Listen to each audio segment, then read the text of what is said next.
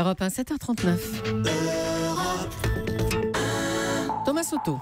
Le vrai faux de l'info de la matinale avec Jean-Philippe Ballas. Bonjour Jean-Philippe. Bonjour Thomas. Ce matin, on prend le train. Et on paye son billet, s'il vous plaît, avec Alain Krakowicz, directeur général de la SNCF pour l'Île-de-France, invité hier d'Europe Midi. La fraude, c'est la plaie à la SNCF. On perd en Île-de-France, ça nous coûte 70 millions d'euros par an.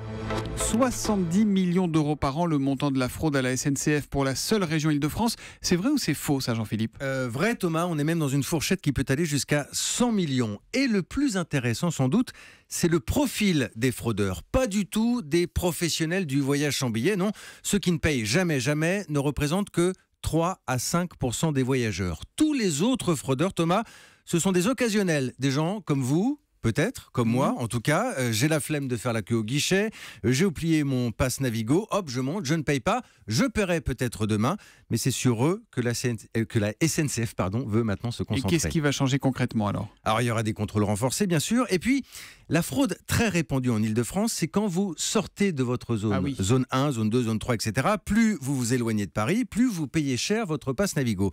Mais souvent, avec une carte zone 2, par exemple, vous poussez jusqu'à la zone 4, en faisant mine d'oublier qu'il y a un supplément. Sauf que, Thomas, à partir de septembre prochain, ce système de zone va être supprimé. Ce sera un seul et unique tarif pour l'Île-de-France. Donc, mécaniquement, j'ai envie de vous dire, ce type de fraude va disparaître lui aussi. Et ça coûte cher si je ne paye pas mon billet ou pas ?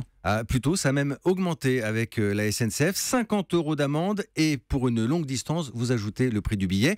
Et puis, important pour les multirécidivistes. Avant, c'était à partir de 10 contraventions par an. La limite va tomber à 5 et si vous êtes poursuivi, vous risquez quand même jusqu'à 7 500 € d'amende et jusqu'à 6 mois d'emprisonnement. Et oui, ça vaut le coup quand même de payer son billet. Le vrai faux de l'info de la matinale tous les matins à 7h40 sur Europe 1 avec Jean-Philippe Ballas. À lundi, Jean-Philippe. À lundi.